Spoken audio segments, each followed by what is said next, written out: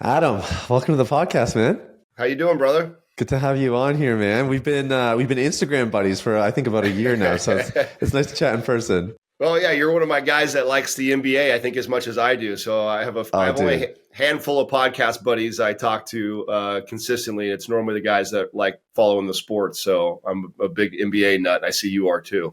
Oh, big time. And your Dubs just turned it around with that Jimmy Buckets trade. I'm excited right now. I went from a depressed beginning of the season to like, oh man, we have a chance right now. So I'm all in, dude. I don't miss a game. I don't, even if I'm late, I'll replay it later on that night. I catch everything. Yeah, this was supposed to be the year that like LeBron and Curry kind of took a back seat to all the up and comers, and then second half of the season they're just crushing it. So Right. I literally think that's going to be our Western Conference is going to be LA versus Golden State.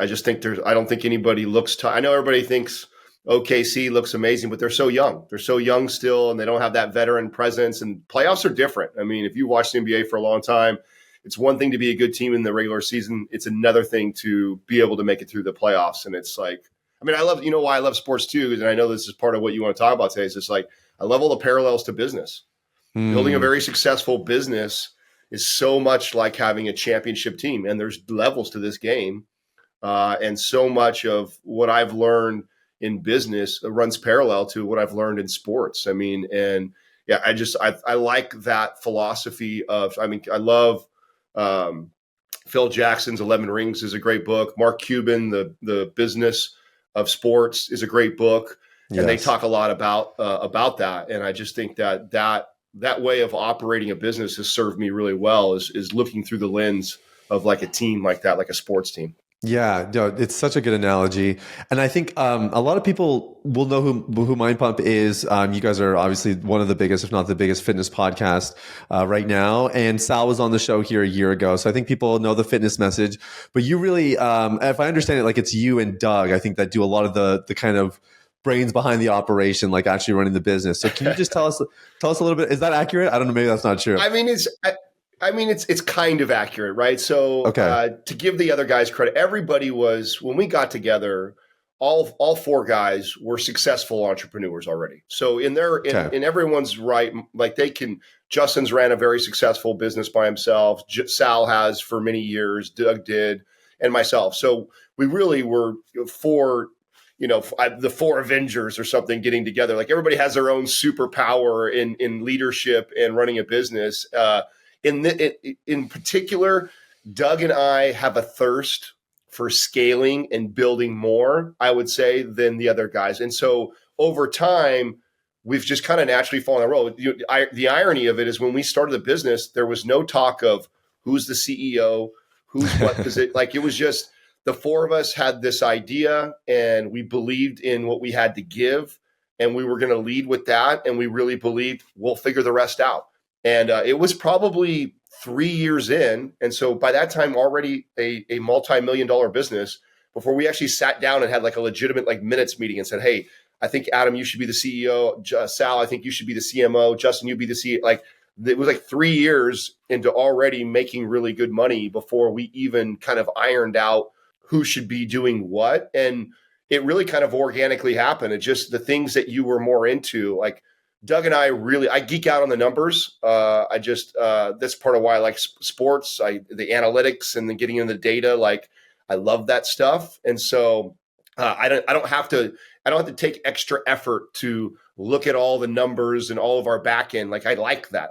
I get into reading all the data and paying attention to the trends and watching the flow of cash and all the things that we got going on.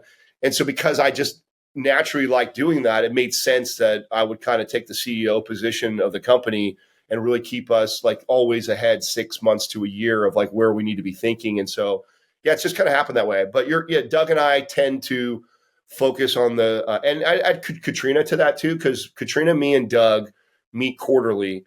And every quarter we meet, we review the previous quarter. We're planning for the next up and coming quarters, just big picture. And then, of course, Sal and Justin have their important roles within the business that is so important.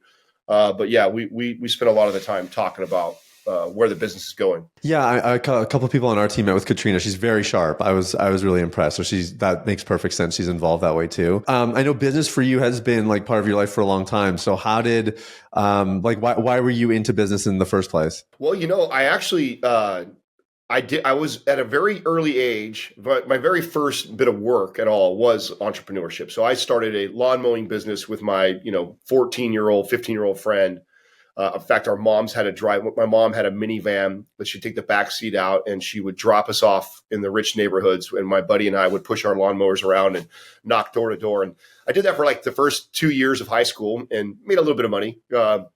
It ended up turning into staining fences and building stuff like for people, like putting things together. Like we would do anything. Like we were knocking on all these wealthy people's doors, offering to mow, clean their yards, paint, whatever they needed us to do. And I just had it was great. It was a great experience because I had to do it. I didn't come from money. My family, we lived on the other side of the tracks. And so I quickly learned at a very early age, if I wanted those Jordan sneakers or that starter jacket or the things that my friends had, I was going to have to work for it and figure it out. And so I right away, what could I do? I already had picked up the skill of mowing lawns. I was mowing my own family's lawn and knew how to do that. I'm like, oh, okay, I could do this for other people. And, made flyers, went out door to door and did that. And so that was my first taste of entrepreneurship. Then later on, the next real job I had, I worked for a dairy at a ranch and basically was a ranchman. I did everything from milking cows was the main thing I did, but driving tractors and running irrigation and almond orchard and welding. I mean, I learned so much working on a ranch. But I became very close to the family who owned this organic dairy. By the way, back then organic was an unpopular word. They were one of the only 5 organic dairies in all the country at the time. So it was very rare. That's how I learned what organic was. You got to remember, this is 20 something years ago. I'm like, okay, this is what I'm learning what organic is. I'm not into health and fitness at all or anything like that. Just realizing how important this is by working at a dairy that's an organic almond farm and dairy farm. But I got really close to the family, and they really opened up their books and would show me the P&Ls and I naturally gravitated. I was interested in that. I liked it. Now, I think they showed me because I was the kid who was always hustling for a raise. I was always looking for the next quarter I can make per hour. And I think that's actually how it originally started. They sat me down and just said, "Hey, Adam, let me show you how this business makes money," and they did. And I went, wow. I was like, if you know anything about dairies, you have to milk the cows twice a day. So at the same time, basically 4 a.m, 4 p.m. in the afternoon. And so every day they get milked twice a day. And this family ran this by themselves. And they in the 3.5 years I worked there, never once took a day off, never once took a vacation, never once, one of them was not on the ranch working, even with ranch hens like myself and some of the other employees that worked there. There was always so much to be done there. And then I saw the books and realized, man, they were only clearing like 50 to 70 grand a year, which is not bad money, but it wasn't like crazy money. And when I saw how much they worked, so I actually was turned off by entrepreneurship. I went, I don't know if I want this. Like I see how hard they work and what they do. And they obviously know what they're doing, and they would be considered successful. But I don't know. That's not what I thought entrepreneurship was. So I actually decided I don't think I wanted to be that, which then led me to my next job, which was working for 24 Hour Fitness when I was 19, turning 20 years old. And that's a story in itself, how I landed there and what that happened. I was going off to the Bay Area to get my kinesiology degree and just walked into a gym to get a gym membership, not looking to work there. And when they found out that I was going to school for kinesiology, they said, "Hey, what are you doing it for?" And I said, "Oh, it'd be cool to be a trainer on the side." I always thought that would be like a cool side job while I was getting my degree, and I was interested in sports and fitness. I was getting interested in it. And they said, "Hey, well, you can go. We could send you through our school here and certify you, and you could train." I'm like, "Oh, whoa! I'm not looking for that. I'm enrolled to go into the next semester to finish off my degree." And they said, "Well, I'd love for you to meet the boss." Well, long story short, I ended up taking a part-time job, waiting for when the next semester would start, and I fell in love with personal training, and I was good at it just naturally because even though I didn't have a lot of knowledge, I didn't have a lot of experience, I was still really young. it's very much so a people business, and I like people. I like talking to people. And so I gravitated to that type of a job, and I ended up being pretty good at it. And what I saw was every paycheck, because I could control a lot of it. A lot of it had to do with sales and commissions. And if I had more clients, I made more money, and that was put on my shoulders to go get those clients. And so I saw how much I could control my paycheck.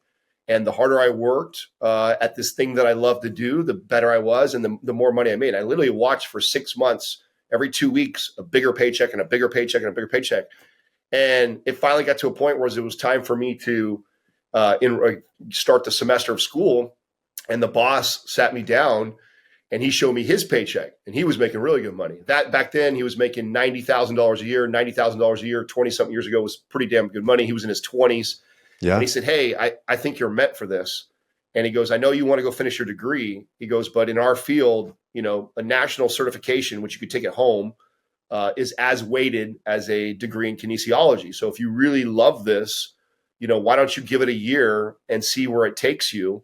And if it takes you where you want to go, then, awesome. And if it doesn't, you're still young and you still have a short way to go to finish your degree.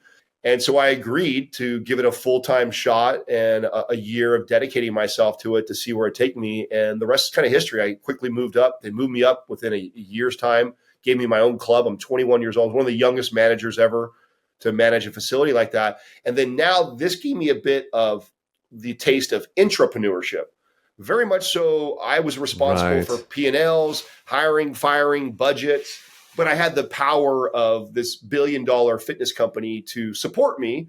And then, I then began to find that I like this a little bit more. I was like, okay, this is cool. Like, you can make a lot of money if you have a successful business that operates this well. And I liked that I can control my paycheck based off of how hard I worked and how much effort I put towards it. And so that then began to give me a taste of like that. And because in order to be really successful back then at 24 Hour Fitness, you really did need to understand budget, hiring, sales, all the things that made me good at my job.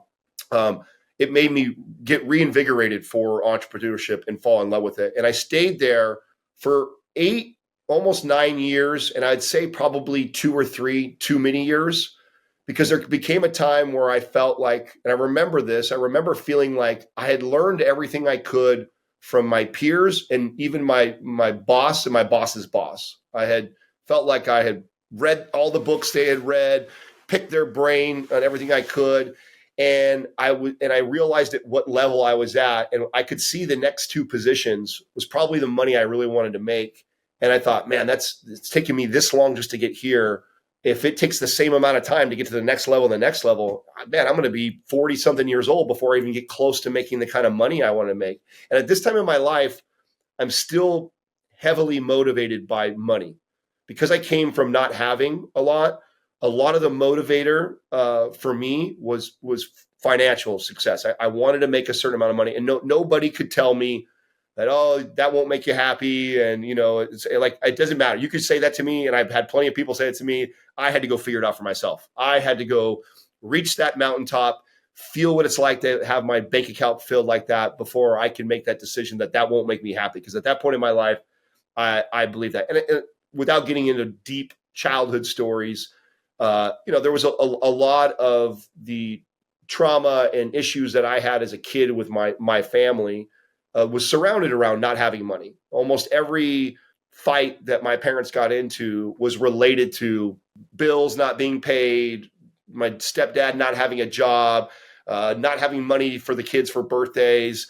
And it would turn into this massive, huge blow up and fight that was really unhealthy and bad. And that was a cycle I lived in for all of my childhood. From my real father committed suicide when I was 7. My mom remarried into an abusive relationship after that. And so that's kind of like what I grew up in. And so sorry, can I pause you for a sec there? Yeah, of course, go ahead. So was there was there a part of you that just thought, if I have money, and maybe you had an amount in mind, if I had that amount of money, I could avoid like repeating the trauma as an adult or bringing that into 100%. Another family? Okay. 100%. I even had a dollar amount. I knew I was like, man, if I can make $500,000 a year, all my problems. Everything I saw my parents go through, I would have all that. I would have that all solved, and and I was terrified of that. That's also what took me so long to settle down and marry and have a kid, was I was terrified to repeat those behaviors. I Yeah. and much of my drive and motivation as a young adult was to not follow into those patterns. And I was on a mission to go as far the opposite direction as my parents did as I possibly could. And they weren't very money driven. They in fact, a lot of the things that was communicated in my house when I was a young kid, it was, money is the root of all evilness, and Right. rich people are bad and evil and stepped on people to get there, and just so that was what was being communicated to me as a kid. Although, as I'm getting around these people that were successful in business and learning, I'm seeing the opposite. I'm seeing really good people and giving people and philanthropy and, a lot of really good people that, they weren't tainted because they made a lot of money. And so I was very driven to go chase down this number that I thought at that time of my life was going to solve all the problems or make me happy. Yeah. And so to fast forward to that, it wasn't until after I left the gym, because in the gym industry, I was making about 100 to 120 a year, which was good money for a kid in his 20s 20 years ago. I mean, that was pretty good. Yeah. I bought my first house by the time I was 21 years old in the Bay Area. Out of all my friends, I was really successful if I compared to all my peers and friends that went to college and finished their 4-year or got their master's. And so I was doing well, but still I had another level that I wanted to reach. And so I left the gym industry in pure pursuit of money. So I got an opportunity. This is 15 or more years ago now, to start up 2 of the first medical marijuana clubs in the Bay Area. Now, Wow. mind you, I grew up in a strong conservative Christian home. I'm kind of I'm an athlete guy, so I was an anti-weed and drugs person. Didn't do any Sure. drugs, didn't do any of that stuff as a kid growing up. I was like a straight-laced kid. But I got a client who knew that business because he was a part of it during the black market days, and he saw where it was transitioning to. He knew all the LA clubs that were starting to pop up. He knew where the laws were going. He had direct connections to city council and important lawmakers in our city, and he was a client of mine. And he said, "Listen, I want you to manage my clubs." And I said, "I don't know anything about marijuana. How could I do that for you?" Because I don't need you to. I got all that covered, but I see the way you lead people. That's what I need. I need somebody who I can trust to lead a team of people. And I've known you for the last few years, Adam, and I've watched you lead your team and lead your people. And that's what I'm hiring you for. And that's what I want. I was like, I love fitness. I love what I'm doing, And he slid over a number on a piece of paper. And it was $500,000. And he says, "This is," which is kind of crazy, right? So I was like, okay, this is, and I still have my Christian God roots. I'm like, this must be a sign from God. You know what I'm saying? Like, he hit the number right on the head. This is what they told me. This is the minimum amount you will make in your first year. And I went, I'll put my 2 weeks in.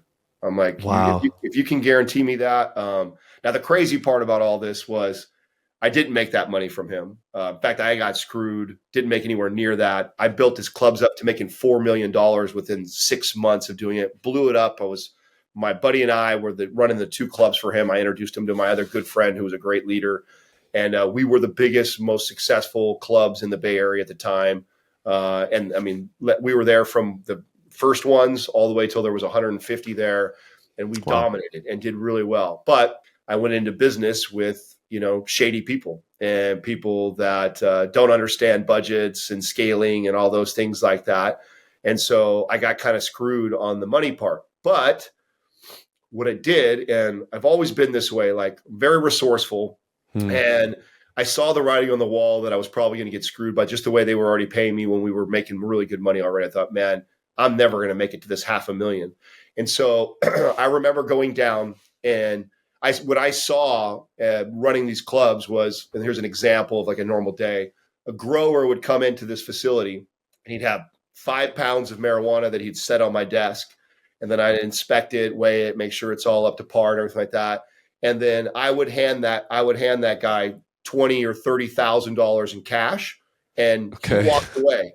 Okay. He walked away as the farmer.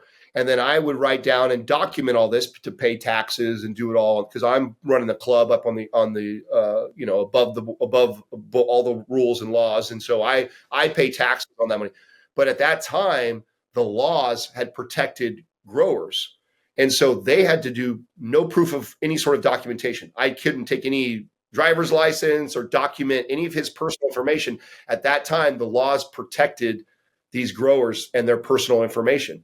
And so it was on his, now he walks away with $30,000, $40,000. He gets his money. Yep. He gets his money, and it's his responsibility to, say what he's made this year in growing marijuana. I've got to definitely document it, because I'm going to break it up and sell it to clients and patients. And there's all kinds of documentation of what I'm doing with it. So I quickly realized, okay, I'm on the wrong side of the desk. I need to learn how to grow. And so I went down to Barnes and Noble, and I picked up like 5 different books on horticulture and marijuana. And I began like learning, just reading everything that I could about the plant and I got really, like, when I get into this is something that all of our partners, so you've talked to Sal, we're all very obsessive when we put our minds to something. Like, this is what's helped us grow this thing.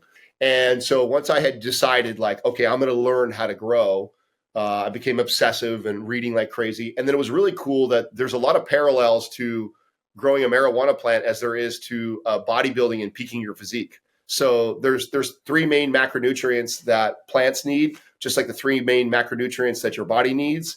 And the same way that you manipulate your body looking shredded, or ways that you make the flowers and the crystals peak and perform. And so there was like all these parallels I was reading. I was like, oh my God, this is so much like the stuff I had to learn with nutrition and the body. And so I really geeked out on it and taught myself how to grow, and quickly became a master grower. Right away, I was producing stuff that was better than anything that I had seen in the clubs. And because at that time, it was a lot of shady people that were willing to get into the marijuana business almost 20 years ago. It wasn't a lot of what you see now. It's changed, right? It's very widely accepted all over the place. And your average grandma with arthritis will go down to a local club. It wasn't like that when I first started. It was very seedy. And the people that were willing to do it were probably people that were from the black market side. Now, because of that, it was opportunity for a nerdy guy like me, who was a straight-laced guy, to like learn and actually do things the right way. Because a lot of this stuff that was done before me was just passed down family information. And I picked up on that really quick. Like, I started to notice, like, I would ask questions like, well, how did you do this? And then the answers I was getting wasn't very scientific. It was very, like you would call in fitness, like the bro science. It was very bro science in the marijuana field, which gave me this, like, okay, there's opportunity here for me to go do this. And I did. And that's how I hit that first number of 500,000. I did it through actually growing, using the relationships that I built in all the club, because I knew all the club owners and managers, built a lot of relationships, and became quickly this guy in the area that had some of the best product. And so I had built commercial grows, I had outdoor grows, I had a team of people working underneath me, managing all the plants, and I began brokering to all the other clubs in the area. And that's how I reached that dollar amount. Now, the irony of all this is that I got there. I reached that number. I made that number. And for about a year, I was probably numb to what was probably happening. I was flying to Vegas every month. I was buying sneakers every other day. I was taking people out to fancy dinners and paying out bar tabs and just living the life, right, at the time. And I remember a year went by, and it was funny because I was laying in bed first, and I was scratching my side, and I felt my belly. And I've always was a skinny kid who couldn't gain weight. And so I've always struggled with not having muscle, but I never struggled with being fat or feeling that way. And for the first time in my life, I felt that, and I went, oh my God, like, and I got up, and I remember standing and looking at myself in the mirror, and I realized like how unhappy I was. I was like borderline depressed, and I was numbing myself with spending money and doing things like that. I had just recently gone through a breakup. First time ever a girl had cheated on me.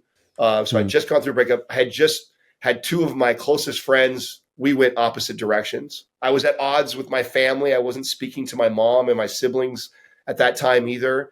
And I really had this like hard look in the mirror of myself. And I'm like, Adam, you reached this amount of money, you thought. And even though it didn't look like my parents, right.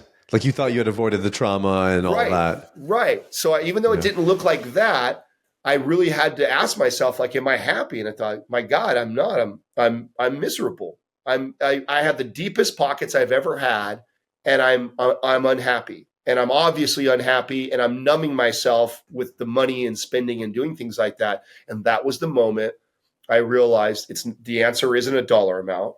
I need to do something that I love, that I'm passionate about, and be good at it. And I wasn't with the marijuana thing. I never liked doing it, even though I was successful and I made good money and I did well at it. I never liked it. I never got up in the morning. I was like, I just can't wait to do marijuana today. It just never, that never happened. And so at that moment, I had enough money runway wise that I didn't have to work for a while. And I thought, okay, if I could start from scratch, what would I do?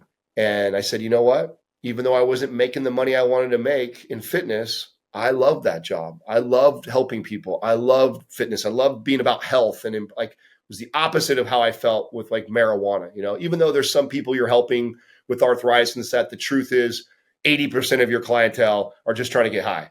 Just a fact. Like you got, I don't care how much you try and wrap it in your brain. You're doing doing something that's so good for. But yeah, I definitely would feel good when you introduced the grandma who was scared to use cannabis and it helped her arthritis or something like that. But that was such a small percentage of the clientele. The majority were people that were trying to get high, and they found a loophole in the legal system to be able to do that. And so it didn't sit well with me. And I really wanted to get back into fitness. And because I had this luxury of I didn't need to make any money, I really started to build, and this was before MindPump. The origin of it was me getting online on YouTube and Instagram because I saw the direction that social media was going, and I saw that fitness was kind of behind. Fitness has always been a little bit behind on things. Like we just were kind of archaic the way we did things in business in general. That's interesting. I wouldn't have guessed that. Oh yeah, definitely. They're like fitness has always been a little behind because at this time there's already kids getting famous on social media, on Instagram, on YouTube. Yeah. It's already happening. But at that time there wasn't a lot of fitness people there at all doing it, and so I saw the opportunity. At that time, I already had so much experience as a trainer. I would consider myself a really good trainer by that time. I wasn't early on, but by this time, I know my stuff. And I began documenting my process of getting back to getting healthy and fit. So I was in the worst shape of my life when I had the deepest pockets. And I thought, here's a great way for me to build a platform. I'm going to document my fat to fit journey on Instagram and on YouTube. And I'm going to tell the world all the behind the scenes as I'm going through it. And because I was early doing that, and before it wasn't popular to be authentic and yourself back then. It was popular to get, if I don't know how far back you remember the fitness space and Instagram, but this was before like when Shreds was big and people were photoshopping their pictures. And they were like, so trainer, it was really common behavior in the trainer space early on to do what everyone was doing, which was get yourself pumped up, oiled up, the best lighting, take shots, edit your photos a little bit to make yourself. See. And I knew it because I've been in, and I'm like, that's not what people look like year round. And that's not real. And so I was like in my shitty lighted bathroom with my phone, first thing in the morning with no pump, show you what I'd look like, show you what I would do. And I just took people along this journey with no like how I'm going to make money. It was just like, okay, let's go prove that I can compete in this space and give more value than what I see. And I felt that would be easy. When I looked at the landscape, there was definitely kids and people with millions of followers that were famous, but the information they were presenting, the stuff that they were helping people with was the stuff I was well beyond. And I knew how to really help normal people. And I'm like, they're not serving the community that I've served for so long. So I'm going to go do that. I'm going to go connect to the people that I've been training my whole life, helping out with. I'm going to go find them on YouTube and Instagram by being my authentic self. Because as a trainer, to be successful, you figure this out pretty early if you're going to be successful. And that is like these people, when they hire you, no matter how fit or ripped you think you are, they think you are just unattainable and this superhuman, and they don't connect with you. And trainers are already, most of us are massively insecure and have body image issues anyways. So we don't want to let you know that. And so we keep this wall up. And so it's really hard to connect to the lady who needs to lose 60 pounds and is 40 something years old with 2 kids. And you're a young 25-year-old insecure about your body guy, and you're jacked, but you're insecure about how you look. It's really hard to connect to that lady. And so I was already past a lot of that and knew that, like, to humanize myself and to be vulnerable and to lead with that was how I became successful at being personal trainer. My knowledge helped, but what was my strength was the ability to connect to that woman who has 60 pounds overweight and has 2 kids and is 20 years older than me by being my authentic self and leading with my vulnerabilities. And that wasn't happening on Instagram and YouTube at this time. It's a popular trend today, just be like, oh, look at my side roll and crying online, all this. I call it fake authenticity, right? That's the worst. Yeah. It's like we've bastardized vulnerability, basically. Totally. We've totally bastardized it. Like that, to me, that's not real vulnerability. Real vulnerability is not, oh, I'm crying, let me grab my phone and record myself. Yeah.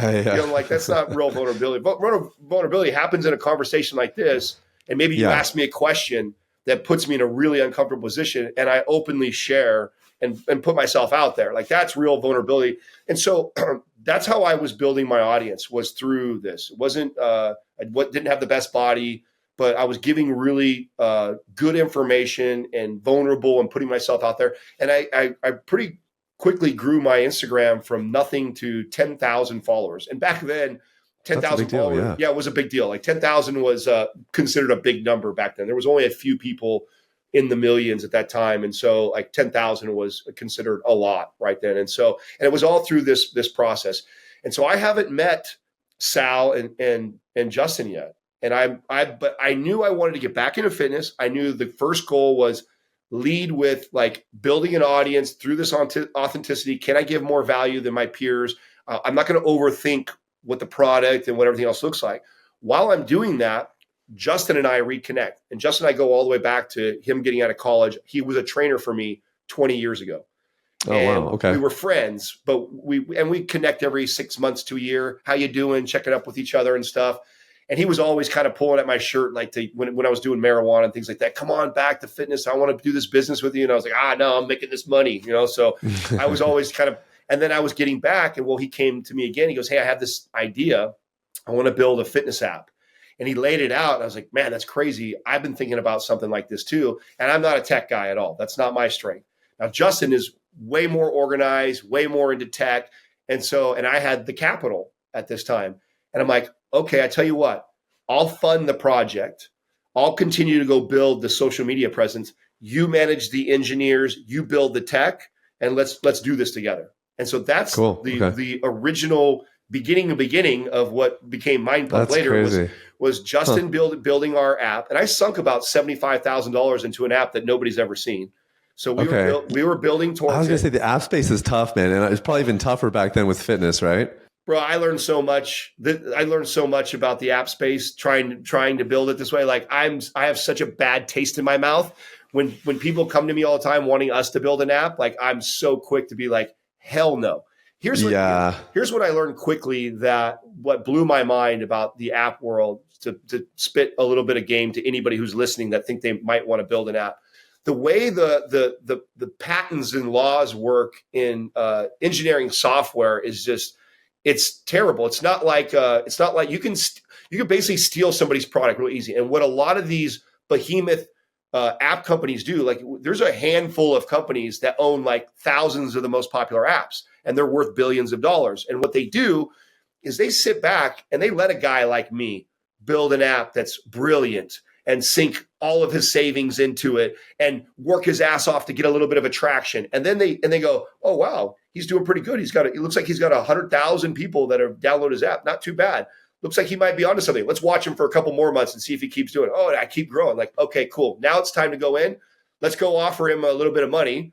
And if he doesn't take the little bit of money from us to give his company over, we'll reverse engineer his software and we'll build the exact same thing. We'll reskin it with a couple different colors, a different name, and we'll pump about $1 million into marketing advertisement and we'll bury him. And that is the game.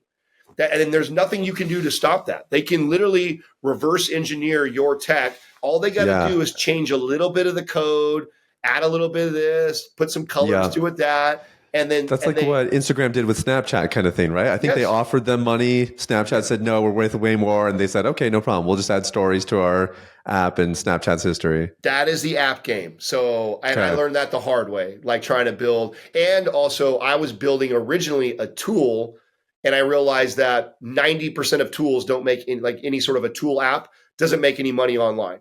So games is where all the money is at. And that's where I actually pivoted and went, okay, we're going to gamify this app. So Justin and I were building a fitness app to help a client go from just getting started to getting in really good shape through gamification.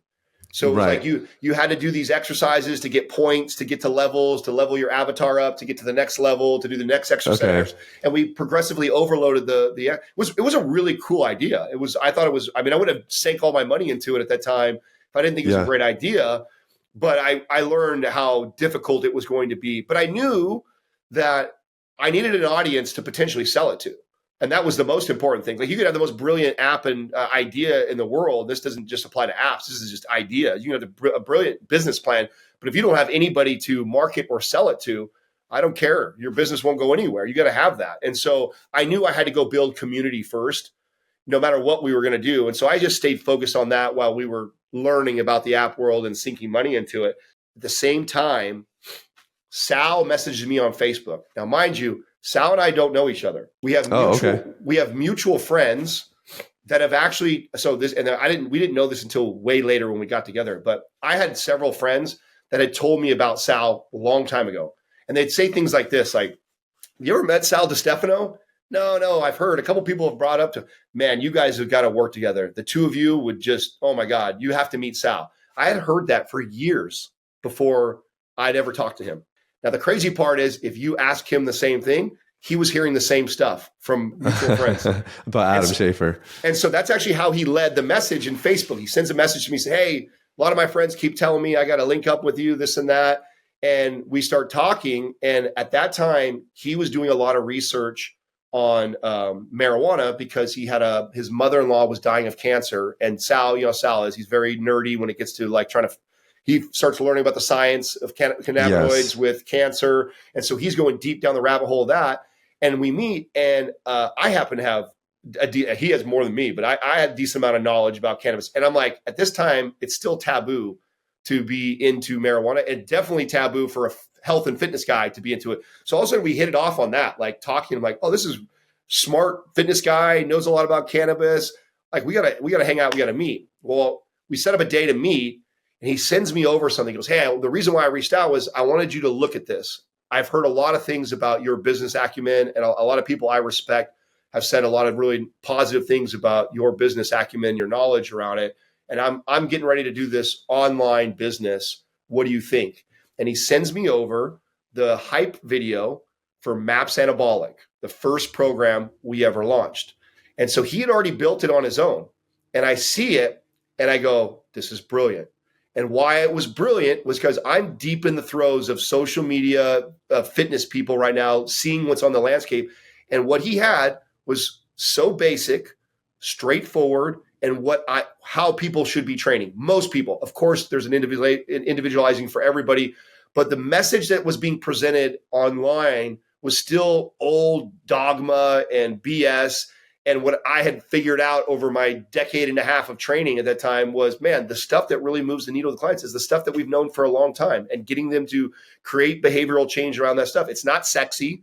It's very straightforward. It's boring, but it's the right answer. It's what will move the needle. And so his whole philosophy, his pitch, and his program was built off of that. And I knew right away, I was like, okay, this guy knows what he's doing. This is brilliant. This is what should be being communicated. I love this. Let's get together. Let's all meet.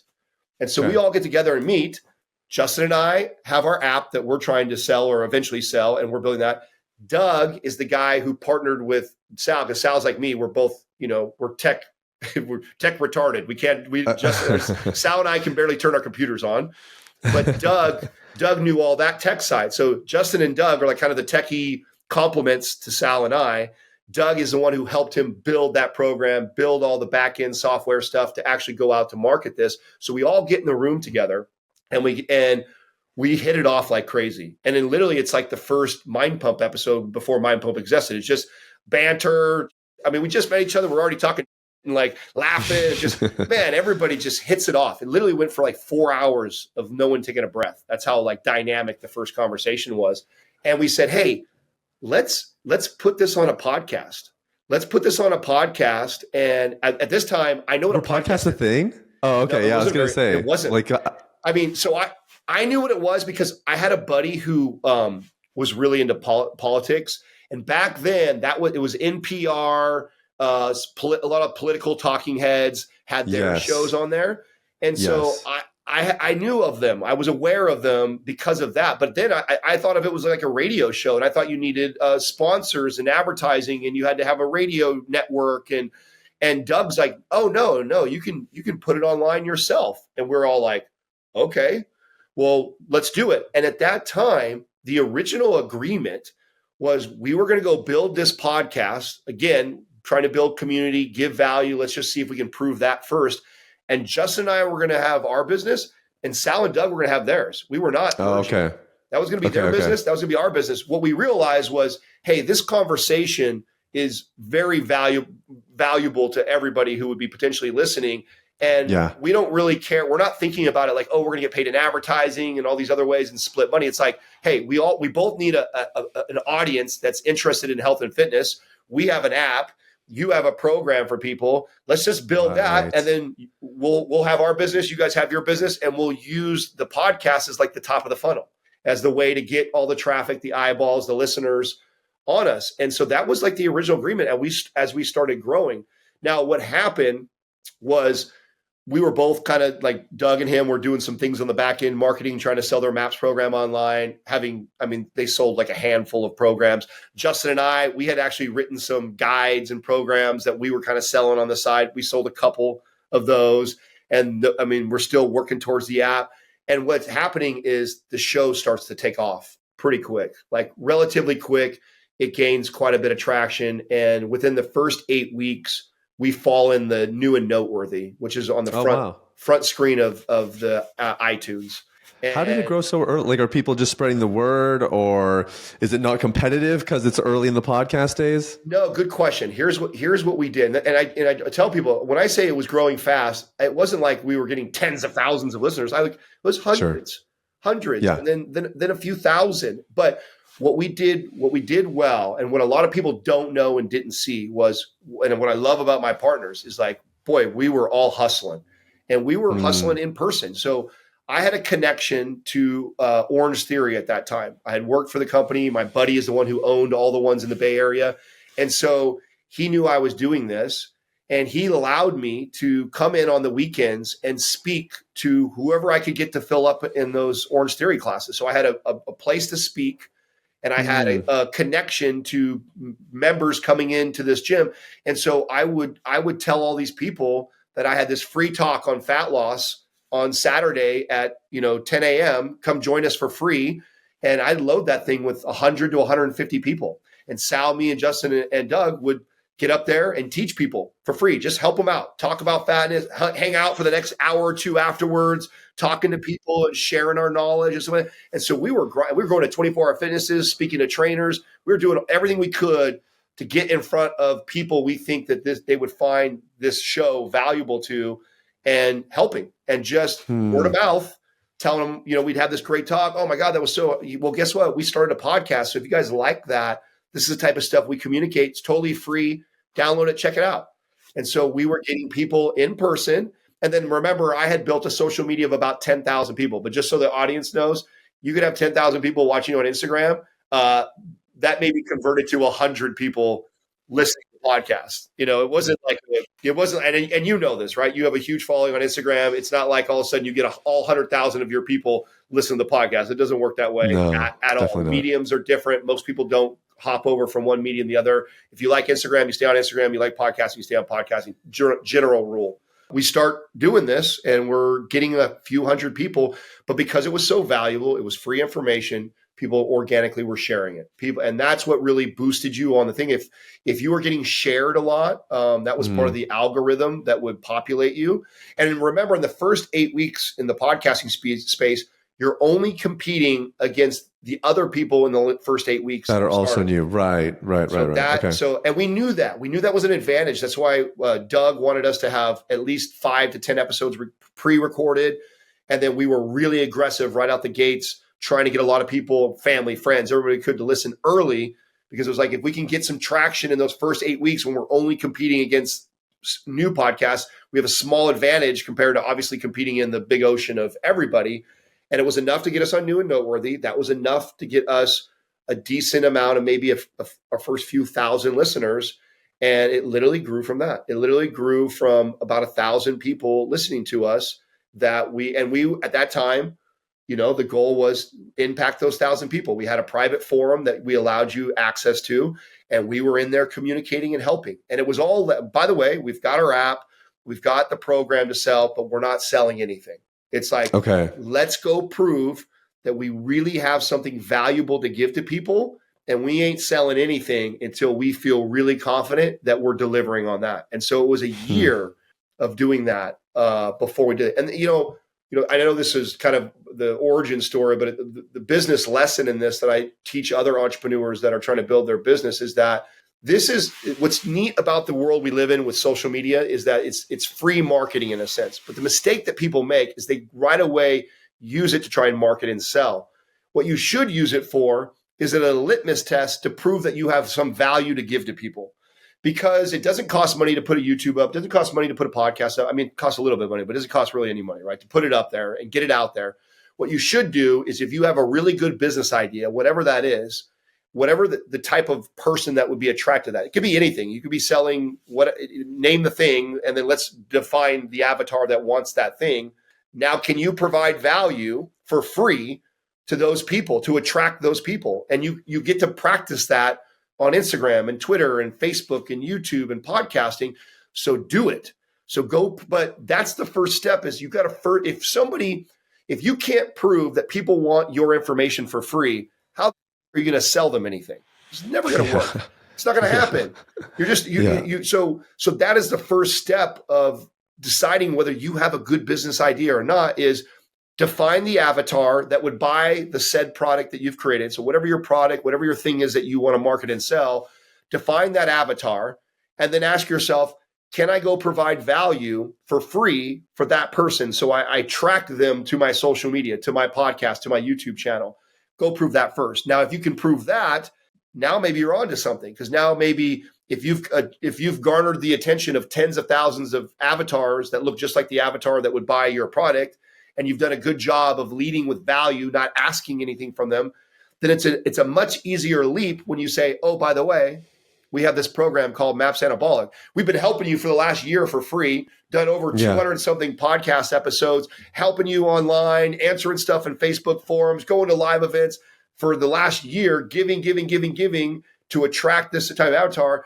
And then people are like, and back then I remember what made us decide to monetize was we all showed up to the studio one day, and each guy had said this.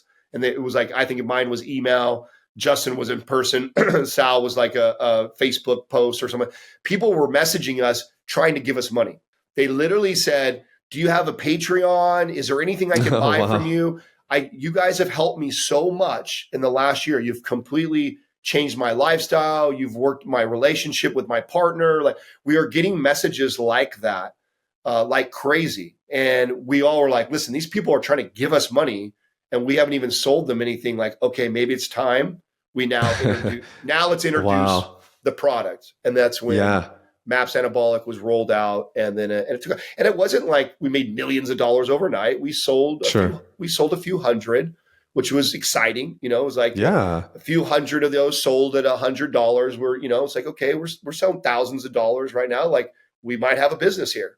And that was kind of when we agreed, like, okay, this podcast we realized was going to be so powerful of all the things that we were working on. That was when we kind of all agreed that, like, none of us had made much money on the app. None of us made much money selling the programs. We said, you know what?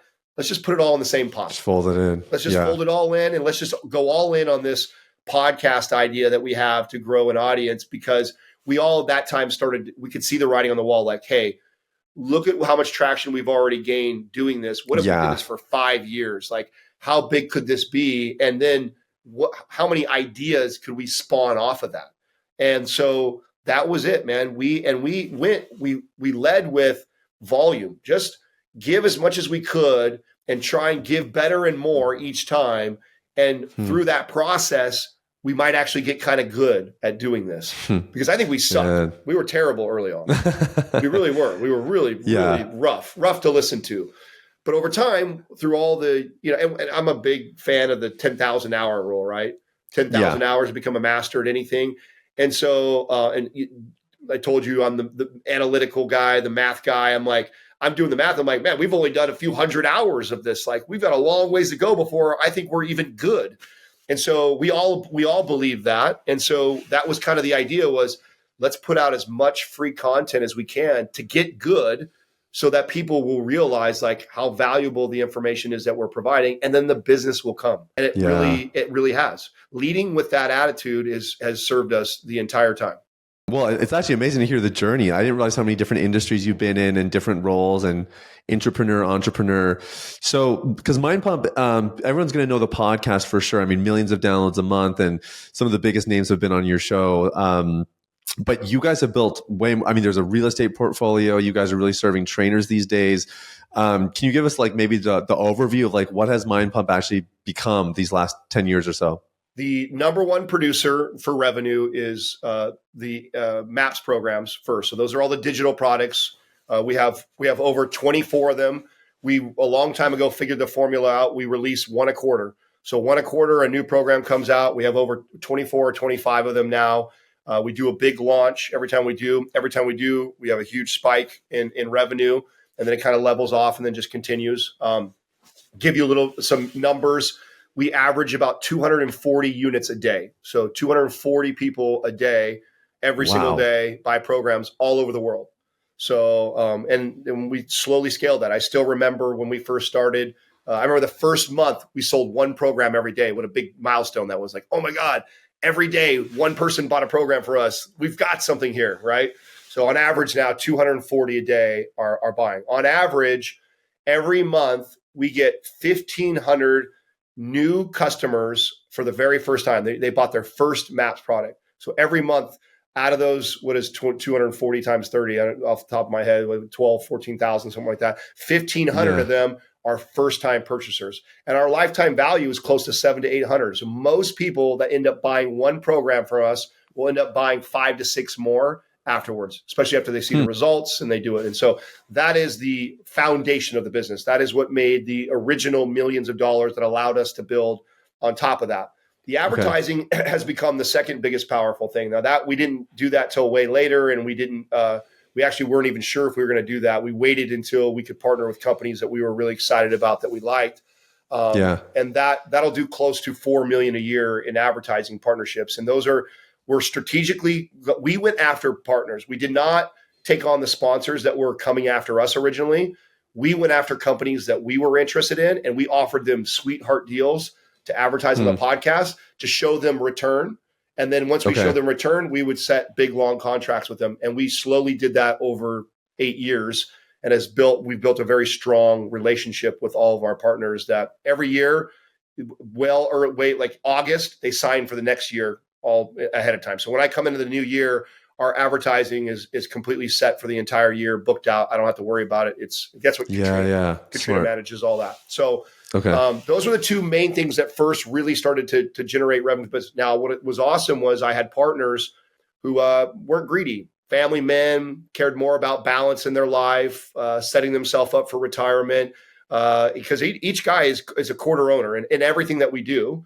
So they had every right to be like, hey, we're making millions of dollars. I want my million, you know what I'm saying? But nobody was like that. Everybody was like, keep it in the pot, grow this thing, reinvest it in the business.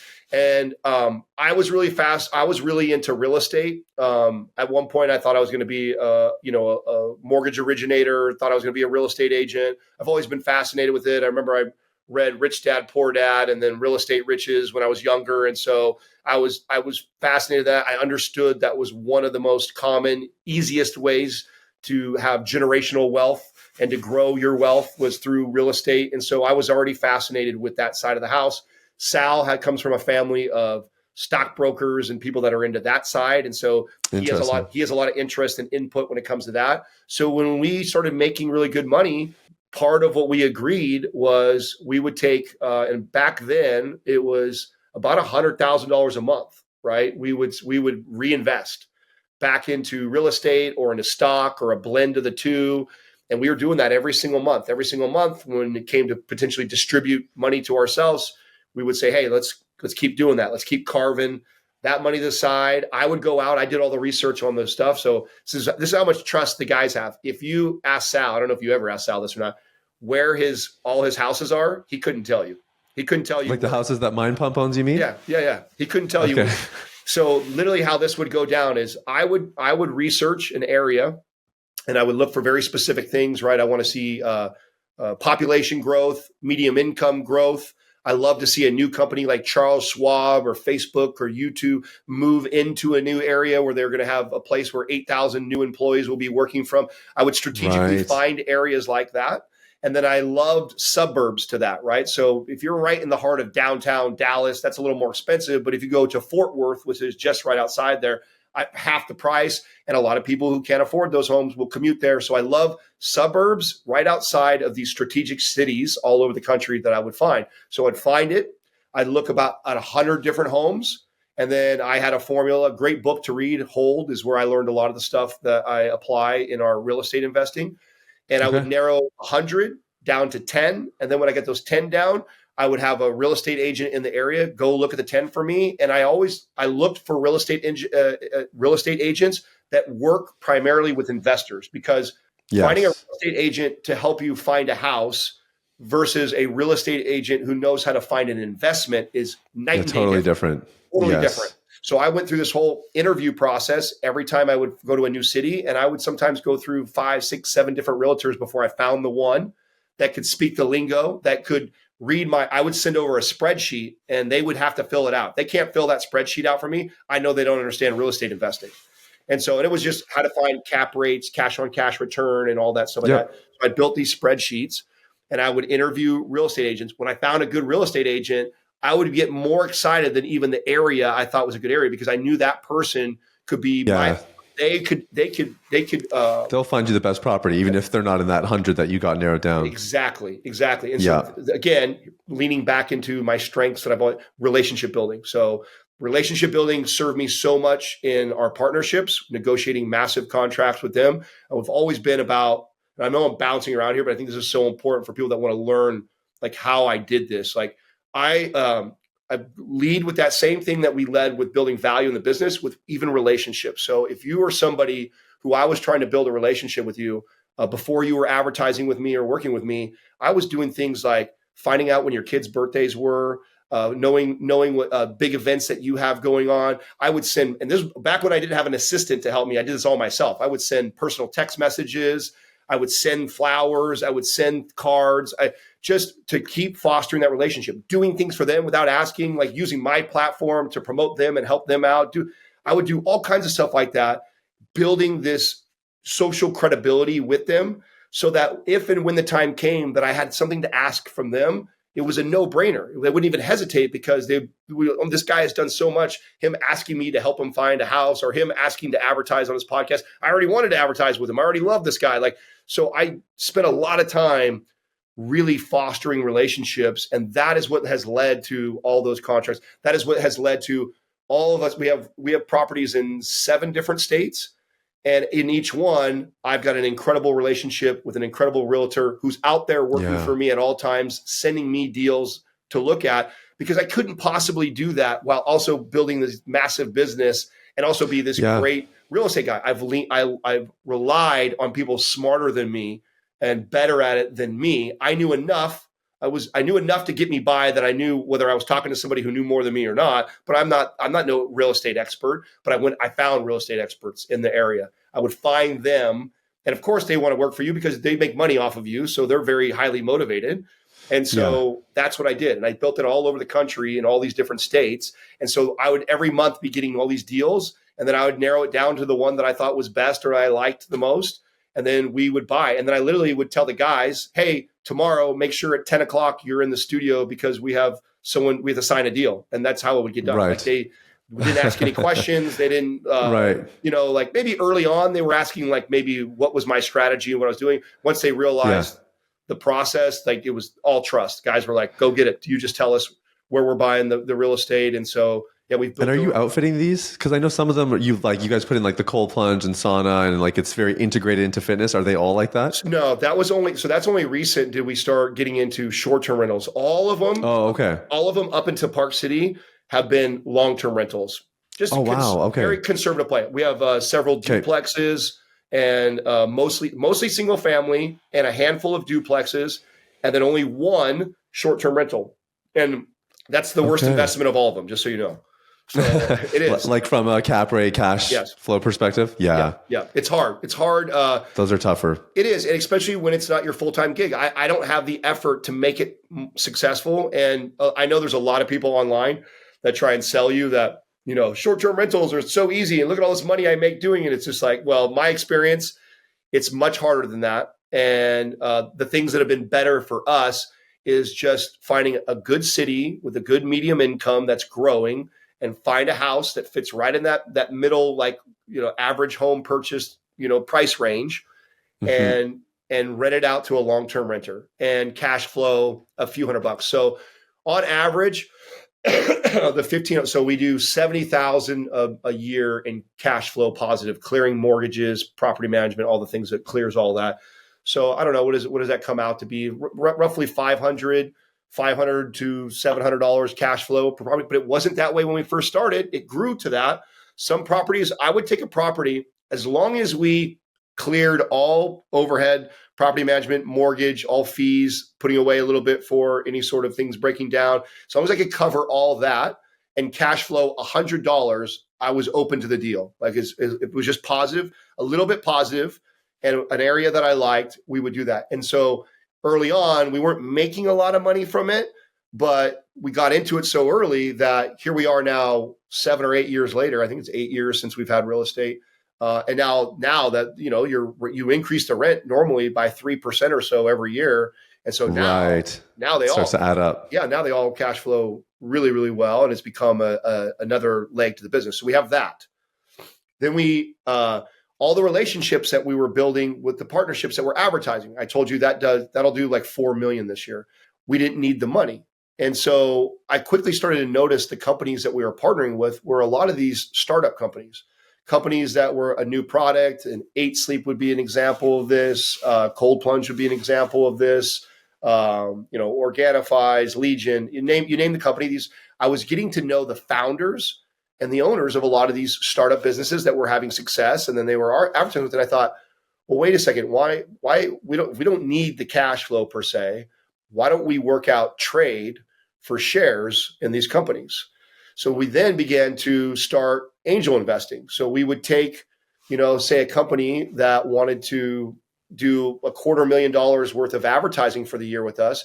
And instead of us taking cash, we would do $250,000 in shares with their company and basically advertise for the year for them for free. Now, I am not a seasoned, I've read a few books, angel investing, and some other ones are some of the books I read in regards to angel. I'm green. Shouldn't be giving anybody advice, but I saw that I had this massive advantage. I was playing with house money. This was a company I already liked, or else I wouldn't have done advertising with them. So I already believe in what they're doing.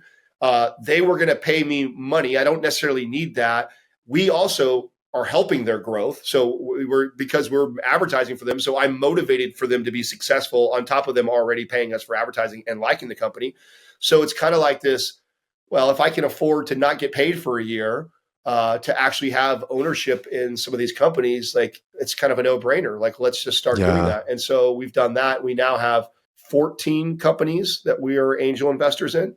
So quite a few of those are, and we've only had one go belly up. And in the angel investing world, they'll tell you, that's pretty good. Yeah, 1 for 10. Like if you can hit 1 out of 10, we'll hit for you. You're kind of doing all right. So we kind of figured, and if a couple of these hit for us, that'll be something that is really good in the future. So that is its own arm and investing side. And then what has happened recently is we've moved into the business coaching for trainers. I'll tell you how we got to that. I was watching I want to give credit to probably Alex Hormozy might have done this clip. And he did this clip. He was talking about a book that he had read, and he had shared that 4% of your buyers will spend 10 times their LTV or 10 times their average purchase with you. And I sat down and I went, and I was doing the math on 240 units a day at an average price of $50 to $100. And I'm like, 4% of that, I'm like, we're missing out on $300,000 to $400,000 a month by not having a product that serves our community that is 10 times the price what the average sells. That is how that was built. So then what we did was I met with the guys, I broke the math down and showed them, and they went, okay, we have to figure this out. Okay, well, what can we provide to our audience that is at a $1,000 ticket that, again, same formula, that is just, we're going to over deliver on value, that people will be like, oh my God, that is so worth it. Well, what are we are of all of our expertise, it's in personal training. And we've at this time, we've grown such a large audience that we have tens of thousands of personal trainers that follow and listen to our advice, that use our content to help their clients. And so it's like, let's go serve them. Let's go serve the trainer who's trying to build their business. Okay, let's look at the market. And we don't want to compete with NASM, NCSF, AFA. There's already a plethora of national certifications that help you with physiology, nutrition, and biomechanics. None of us have any desire to compete with academia. So what can we do? Well, one of the reasons why I was really successful early on as a 20-something-year-old leader in running gyms was not because of how knowledgeable I was, but what I saw. And what I saw was, in the personal training world, everybody speaks to physiology, nutrition, biomechanics. That's what makes a good trainer. How many national certs do you have? How much of the science do you know? But then you get all that, and then you get it going, and then you're like, how do I build a business? Like nobody taught me as a trainer, it's so true, how to build a business, how to get clients, and what is a funnel, and like the sales lead process and lead nurturing. And like, that is like foreign language to a personal trainer. They're told so much, like, be good at your craft, which is important, but that doesn't just generate leads and businesses. And so we're at, okay, that's the gap we're going to fill. Let's go help these trainers. How do we take somebody who, I just got my certification, I don't have any clients, how do I make money? How do I build my business from here? How do I use social media? How do I use podcasting? How do I use Instagram? How do I create an email list? How do I build that content? What does it look like? Once I finally do build that content, how do I use it to nurture those people and turn them into customers? When I do turn them into customers, what do I then do to follow up and over deliver? Like, so that was the problem. Okay, that's the problem. Let's go build it. And so we spent a year and a half pouring ourselves into what we thought was the most robust, all-in-one, build your business as a personal trainer, filling all the gaps that national certs don't do. And we went out and did that. And then we launched the trainer course. And at the launch, it did almost $1 million right out the gates. Just took off. And we knew that, okay, this is the area that, and this is where we're going now, is a lot of the energy and focus in there. So without getting crazy on all the other things we have going on, we also built a CRM. So we built through High Level, we have built software for trainers now. So it's just plug and play. So we used all of our content that we've made for 10 years, and we're basically licensing it to trainers. So now, not only do we have this course to help you build your business, but then if on top of that, you want somebody to help you with all the back end software stuff on, okay, how do I manage all these leads? And how do I link my email to my sales funnels and nurture and automate and do all that stuff? We have the software to do that. For $97 a month, these trainers now get the CRM. They get all the lead magnets that we've built, which was, for us, cost me close to $500,000 to build all these assets over the last 10 years. They get to use it on their social media to drive leads to their business. And then there's a higher tier where if you pay a higher monthly, you can actually white label all of our stuff. So now everything that we have built, which is millions of dollars in assets over 10 years, now becomes yours, and you can be branded to your brand, and you can use our content to scale and build your business through our CRM. So that is the next level. And along the way, Anne, who is the educator on our side of the business, has been incredible. She's ran out and got our course accredited. So now we are a nationally recognized, accredited course. So trainers that buy the course also renew their certifications, and it's nationally recognized. So that's the main thing that's amazing, man. going on right now. And then we had finally, which is funny because everybody wondered when we were going to do this, is like the last thing we've done is actually personal training people. So we are now building. Oh, you guys are personally training again? Well, not ourselves, but we have trainers. Okay. We've hired and trained trainers underneath us. Right now, we've got 5 coaches that work underneath us that both virtually coach people online and also in person. We've expanded the studio since you've been here. We got the place next door and building out another gym. And so we're now training people in person and online, and have a training department underneath us. Yeah, it looks good in there. I saw what you guys built out. You guys did a serious reno since I was there. So that's been the big focus. So we're in a very pivotal moment in the company of realizing that, and I believe this happens in every big company. Started being great at one thing, and eventually over time they have had to shift and pivot.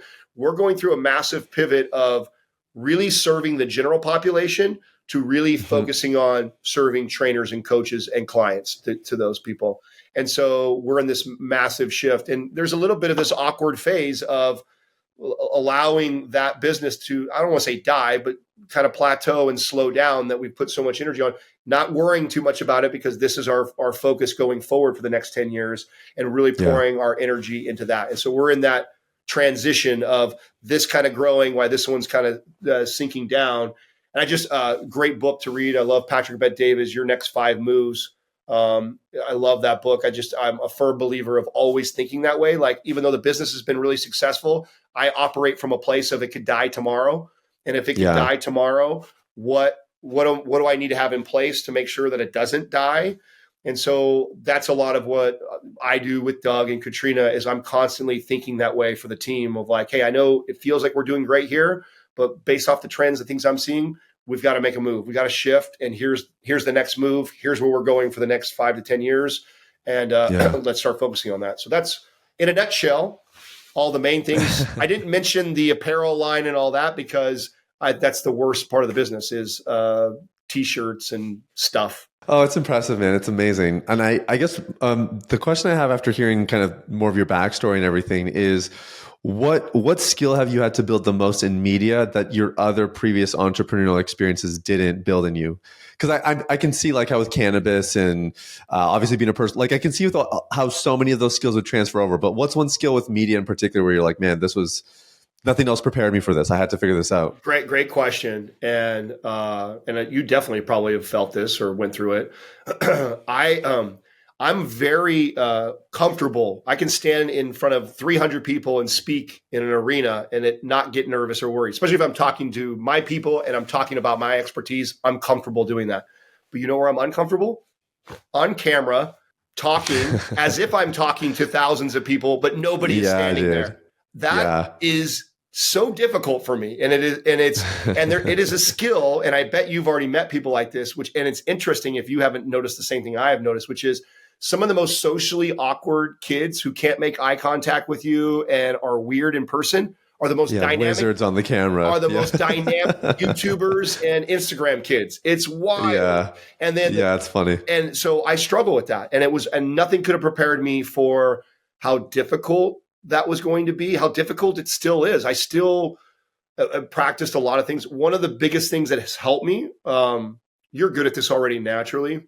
I wasn't early on.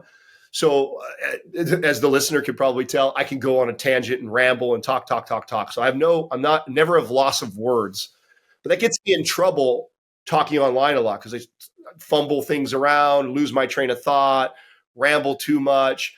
And so I've had to teach myself to do that, to pause and allow moments of silence in the conversation. And that for a guy who talks a lot was torture and so difficult and awkward for me to be comfortable with moments of silence in a conversation. Very unnatural for me, very the opposite of what it's like to interact with me in person.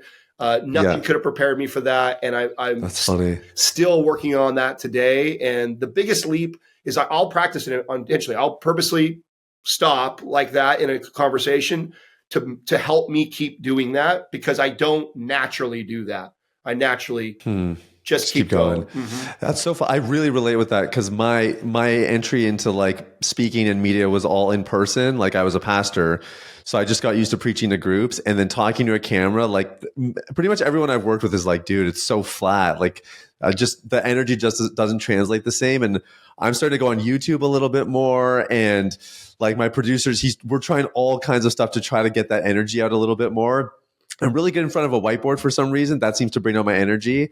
But there's a guy online named Myron Golden. I don't know if you've heard of him, but he basically had the same problem. He has a whiteboard, and he actually gets a little live studio audience in front of him because that's the only way his YouTube content was like and had any energy to it. So I get you. I'm figuring it out myself. That's been one of my hacks. Thank God I have a big staff now. So like when they want me to record stuff, I actually call the staff over. I need you guys to come over here. Oh, smart. And then I tell them like, don't tell me what you want me to talk about. Like literally just hit me with it and let me go. And I'm gonna, and so I don't even look at the camera. I look at them, but I make them stand behind the camera so the camera looks at, and then I answer them. And that is the best I do. Oh, that's really smart. And it really helps me because I, like you, I've been comfortable talking in front of people. I need to see your eyes and your reaction to me. I feed off of a lot of that. I didn't realize how much I feed off of that and how important that is to me for my ability to communicate well.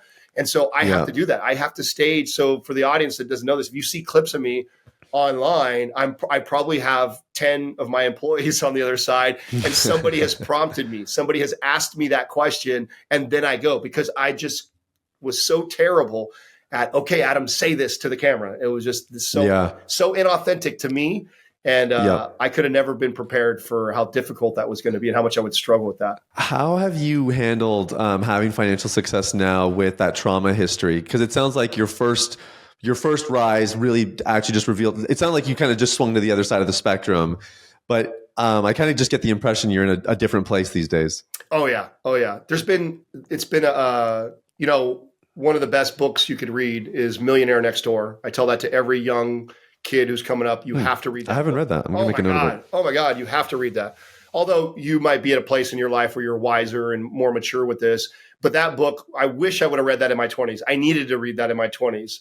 Luckily, I was already kind of in that transition. So I went from making a lot of money. And back when I was in my 20s, making $100,000, having your home, I had equity in it like crazy. And so I thought I was rich back then. And I lived well beyond my means, right? I had multiple cars and I had the house payment and I was running my credit card up. But I always paid my debt. I never didn't pay debt. So I always had great credit. But I always was living above my means. And I also had a lot of insecurity around having money because I came from a place of not having it. I didn't know how to act with it. And back then when I was really insecure, I would want people to, and I think a lot of people are guilty of this. A lot of things that you purchase, you don't even purchase for you. You're purchasing it for everybody else to see. And I remember realizing that about myself. Like a lot of this stuff that I'm doing is to show you I've made it, to say I can, and it's not something that is really giving me joy and fulfilling me. And like, I really care that much. A lot of it was like paying for other people to do stuff. It was just, it was really all from a place of insecurity of I didn't have, now I have. Oh, and now I need to tell everybody I have or show everybody I have to try and fill this insecurity. So that was like early on transition. I started to learn that. What helped was the '08 crash, because part of what inflated that for me was not only was I making good money, but my house was just like soaring up. And I'm like, oh man, I got another 100,000. So in my head, I'm like, I've got $500,000 in the bank because of my home and I'm making 100,000 a year. Like, oh, I'm balling. And then when I watched that all disappear, I went and I was like, I watched that all disappear. I had 2 car payments and I had a credit card debt. And now all my equity like went away, like felt like overnight. And I went, I'm not rich anymore. And so that kind of woke me up. That really woke up that relationship. And I said, okay, I need to start to tighten things up.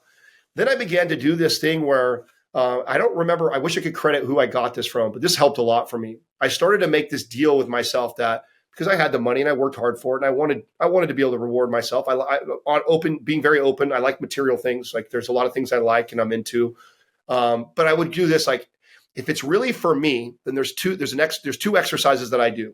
Exercise 1 is I'll never tell myself I can't have that. I will say, okay, Adam, you really want this? You're ready to purchase it online or go in and go do it? Sleep on it for 24 hours. Can you wait 24 hours? And when you wake up, do you still want that that bad? Do you really want it that bad? And so that was exercise 1.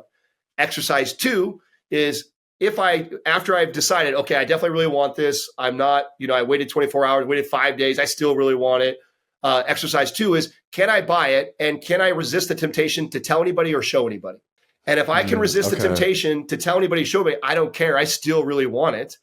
I felt, okay, maybe this is something that will give me some joy, or I really do want, and therefore I would allow myself to do it. So that was the next phase of my relationship with money, was practicing that. That helped a lot. There was many, many times where, we were having conversations and my buddy liked something. I was like, oh, I could get that. I want to get that. And then I realized after I waited 24 hours, I really I don't care that much. And it's not that important to me. I didn't think about it the next day. And I'm like, that saved a lot right away. It was like just that. I was realized like, wow, that was crazy. And then the next one was, do I want to post it or share it or show people?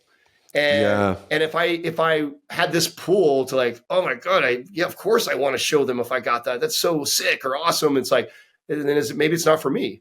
Maybe it's really for them. Really, maybe it's really to show off and to that's not the right reason to make a purchase for something like that. That's not going to give that will fleet. The joy that I get from that will dissipate really fast if it's not really giving me fulfillment. So if I have this desire to want to show it and tell people, then it's not for me, then I'm not doing it. And so those two things helped a lot.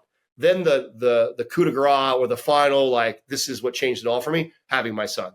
Once I had my son, and I told you this before we started recording, because of my childhood and kind of what I came from, I was a very selfish person, and very aware I was selfish, openly selfish. Like, I'm about me. I didn't have a lot as a kid. I'm still feeling the victim, right? Like I didn't have, I couldn't do blah, blah, blah. And now I can. Therefore, I'm gonna do all this for me and living my life. Yeah, I'm gonna do me, and I'm gonna live my life through that lens. My son, having him was the first time in my life I knew for sure I love something more than myself. And that, wow. and the way I knew that was because now, even like when I go to make a purchase, I actually think about him. One, I think about, am I taking food out of his mouth? And is that the smart thing to do? Like, what if all things go bad, and if, MindPump goes under, and I don't have, and like now I'm trying to feed my wife and kid, and I can't do it because I went out and bought these toys for myself, or I spent this money. Like, so I'm like, I definitely process it like that right away. Also, if my son asked me about it later on when he gets older, how am I going to communicate why dad purchased this, or how does that conversation look? And I'd have that conversation in my head. And if I couldn't give my son a really good reason, or I couldn't teach him a lesson within it and stuff like that, I'm like, what am I doing? Like, he's going to see all this stuff when he gets older. He's going to ask questions about it. And if dad can't tell him a story, or tell him what it means to him, or show how it gives joy, or how I set a goal for something, like, I didn't have a good story to tell him for, like, oh, then it's probably not worth it. And so he really took it full circle for me. So losing a lot, and the '08 crash was big, and Millionaire Next Door, which is living well below your means and learning to do that. And because I probably went through a little extreme for a while. There was a point where I overcorrected, probably where I became almost like a miser, right? Just super tight with my money. Super frugal. Yeah, super frugal. I mean, I went through a phase 2 where I evaluated the clothes I was wearing. I'm like, I'm wearing white T-shirts for a whole year. Like, that's all I'm going to wear. Like, and I did that. I wore just blue jeans, white T-shirt for an entire year, not buying anything for myself. And so I went from one extreme to the other. And then I learned balance, because there are, and the things that you see me spend money on today, it makes it through that trial of 24 hours, and I don't need to show it to anybody. And it truly gives me joy. It truly gives me joy, and I enjoy it. I love it. And a lot of times I attach it to a goal. So like, there's things that I want right now, and I could go buy, but I won't get it until I accomplish something. And so I will set a goal, and it doesn't always have to be a financial goal. A lot of times it is. A lot of times it's reaching a milestone, or, growing some part of the business, or saving a certain amount of money. Sometimes it is attached to reading so many books, or something else that I want to accomplish fitness wise. And so a lot of times when there's something that I want, it passes all those tests. Then the next layer to that even is, you know what, like, let's give myself a good goal. And then that makes the process of getting that thing so much more rewarding, because I don't care how cool the things are that you buy. If you're into watches, cars, sports memorabilia, all the things I'm into, if I didn't attach it to something, I feel like it wouldn't give me the same amount of joy. Initially, it's always cool, right? You first get it, the novelty is there. Yeah.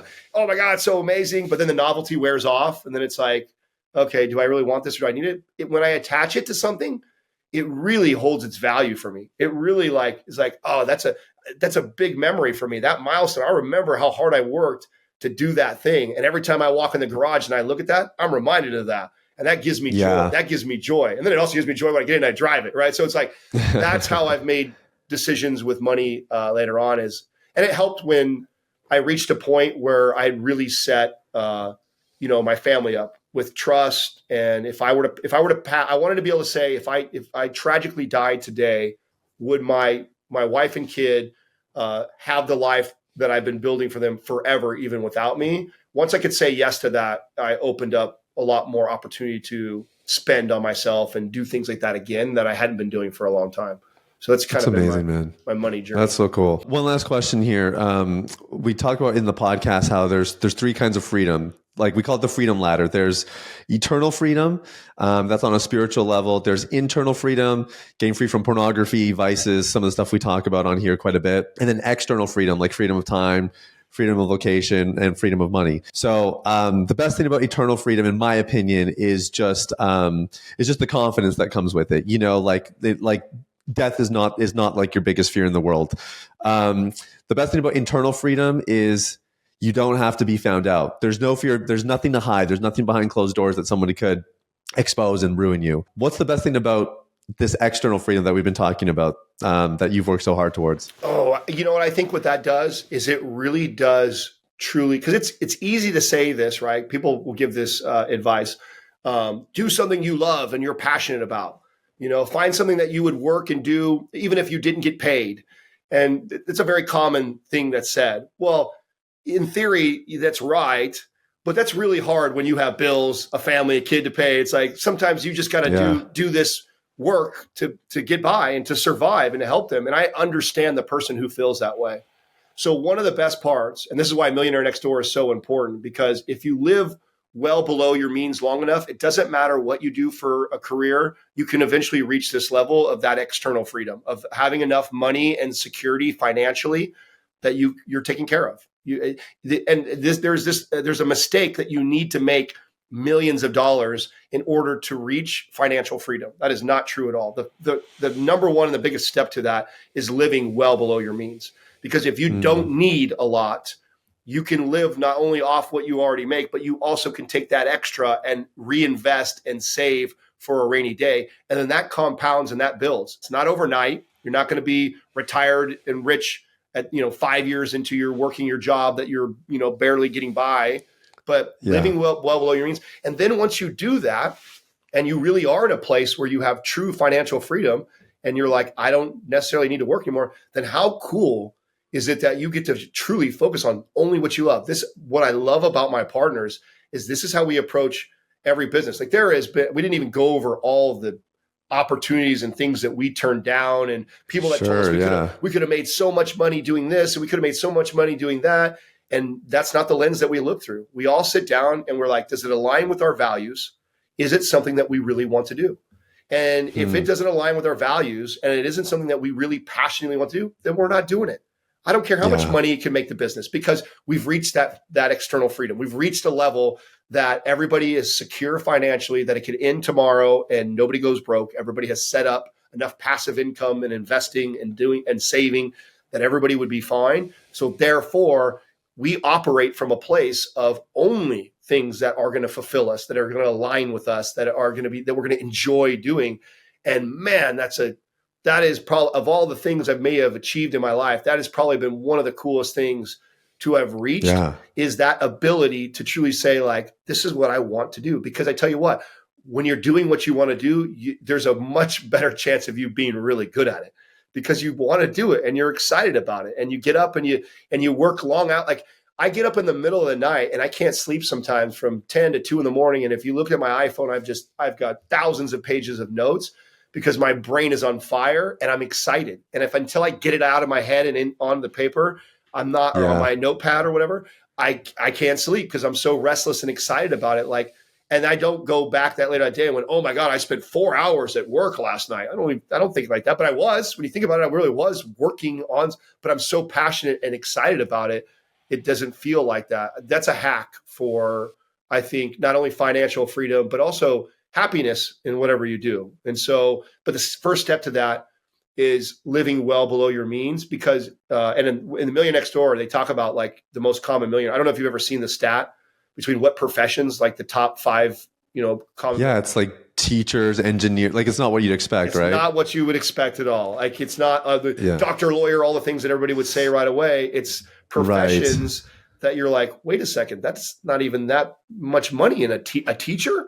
But it's because a lot of teachers have really good behaviors and relationships with money because they get paid once a month. They have 3 months when they don't get paid. And so they really have to learn to manage and budget. And they're educated, so they've probably learned and read. And so, that is a huge advantage to them. And so anybody can reach that level doing almost anything, so long as they learn to live well below their means. And then once you do that and then you create that freedom, then you can operate from a place where you can just do what you want to do, or you make purchases because you think it will give you joy. And so that is a very, very cool place to get to. And I think that more people can get there than they realize if they just built good relationships with money. Dude, this has been so good, man. Thank you for your time and your wisdom.